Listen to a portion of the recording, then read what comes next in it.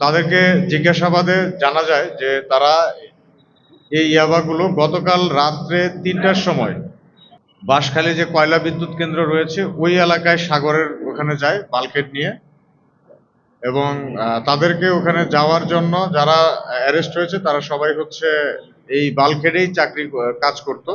তাদেরকে যাওয়ার জন্য তাদের এই বাল্কহেডের মালিক তৈমুর নামক একজন ব্যক্তি, যার বাড়ি বাংলা বাজার এলাকায় বলেছে তারা, এবং সম্ভবত তেলের বিজনেস করেন সে।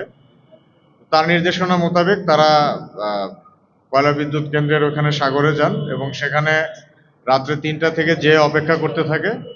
পরবর্তীতে সাগর থেকে একটা স্পিড বোট আসে এবং একজন ব্যক্তি তাদেরকে একটা বস্তা দিয়ে যায়, যে বস্তার মধ্যে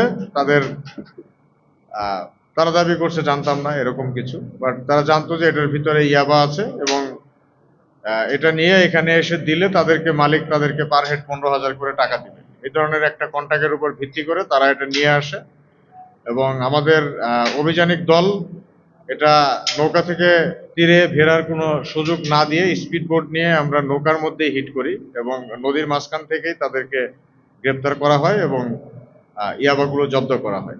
তো গ্রেপ্তারকৃত আসামি এবং জব্দকৃত মালামাল সমূহ আইনগত ভাবে পরবর্তী প্রক্রিয়া যেটা আছে সেটা করা হবে।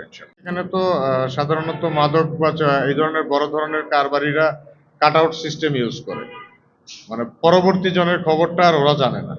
তো ওদেরকে কন্ট্যাক্ট নাম্বার দিয়ে দিয়েছে, তারা ওই সাগরের ওখানে গিয়েছে, যে একজন ব্যক্তি তারা তাদের নাম্বার জানে, শুধু ওই নাম্বারে কল দিয়েছে, একটা স্পিড বোট এসেছে তাদেরকে দিয়ে গেছে, এবং মালিকের সাথে কন্ট্যাক্ট ছিল, এই পর্যন্ত পৌঁছে দিলে তাদের দায়িত্ব শেষ।